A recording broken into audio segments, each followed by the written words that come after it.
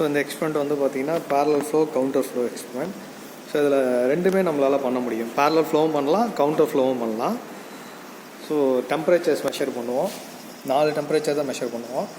T1, T2, T3, T4 4 temperature தான். So இது வந்து பார்த்திங்கன்னா அதோட சார்ட்டு, ஒர்க்கிங் டயக்ராம், இது ஸ்பெசிஃபிகேஷன், இது வால்.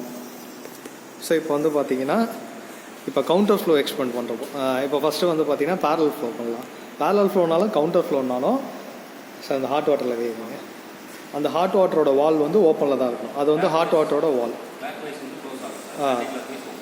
ஸோ அது கிளாக் வைஸில் ரொட்டேட் பண்ணிங்கன்னா உங்களுக்கு க்ளோஸ் ஆகும். ஆன்டி கிளாக் வைஸில் ஓப்பன் பண்ணிங்கன்னா ஓப்பன் ஆகும். அதோட லைன் எங்கே வருதுன்னா ஹாட் வாட்டர் அந்த கெய்சர்லேருந்து காட்டுங்க சார். கெய்சர்லேருந்து காட்டுங்க ஹாட் வாட்டர் லைன். அங்கேருந்து அந்த கெய்சர் பைப்லேருந்து காட்டுங்க. அதுலேருந்து வந்து அப்படியே ஸ்ட்ரைட்டாக கையை காட்டுங்க. இதை வந்து பார்த்தீங்கன்னா ஹாட் வாட்டரோட லைன். அதில் எந்த விதமான சேஞ்சஸும் இருக்காது. பேரலல் ஃப்ளோனாலும் கவுண்டர் ஃப்ளோனாலும் ஹாட் வாட்டர் அதே லைனில் தான் போகும். இப்போ வந்து பார்த்தீங்கன்னா பேரலல் ஃப்ளோ பண்ண போகிறோம். ஃபஸ்ட்டு பேரலல் ஃப்ளோ பண்ண போகிறோன்னா என்ன பண்ணணும்னா இந்த ஹாட் வாட்டரோட டைரெக்ஷன் இதே டைரெக்ஷனுக்கு கோல்டு வாட்டரை பாஸ் பண்ணணும். ஸோ அதனால் என்ன பண்ணுறோன்னா இந்த 2 வால்வையும் வந்து பார்த்திங்கன்னா க்ளோஸ் பண்ணிடுறோம். நீங்கள் க்ளோஸ் பண்ணுங்க. ஸோ அந்த 2 வால்வையும் கையை வைங்களா மேலே. அந்த 2 வால்வும் க்ளோஸில் இருக்கணும். ஓகே. ஸோ இப்போ நம்ம பண்ணுறது வந்து பார்த்திங்கன்னா பேரலல் ஃப்ளோ. ஸோ 2 வால்வும் க்ளோஸில் இருக்கணும்.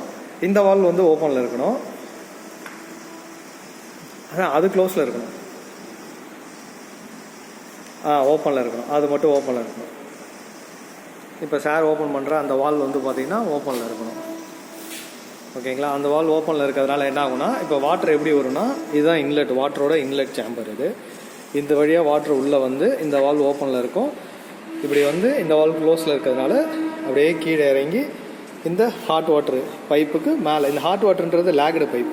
ஒரு பைப்புக்குள்ளே இன்னொரு பைப் இருக்கும் அந்த ஹாட் வாட்டர்.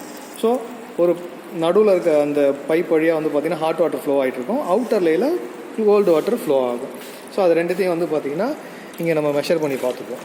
இந்த மெஷரிங் ஜார் வச்சு அந்த வாட்டர்ஸை நம்ம மெஷர் பண்ணி பார்ப்போம். ஸ்டாப் வாட்ச் கொடுத்துருவோம். 1 ஹவருக்கு வந்து ஸ்டாப் வாட்ச் எடுத்துருவாங்க சார். ஸோ இந்த 2 ஃப்ளோவுமே வந்து பார்த்திங்கன்னா ஈக்குவலாக வர மாதிரி தான் வந்து பார்த்திங்கன்னா வால்வை ஓப்பன் பண்ணணும். ஒரு வால்வு அதிகமாகவும் ஒரு வால்வு க்ளோஸாக கம்மியாகவும் ஓப்பன் பண்ணி இந்த ஃப்ளோ ரேட் டிஃபர் ஆகும். அது மாதிரி இருக்கக்கூடாது. ஸோ 2 ஃப்ளோ ரேட்டும் வந்து பார்த்திங்கன்னா ஈக்குவலாக இருக்கணும்.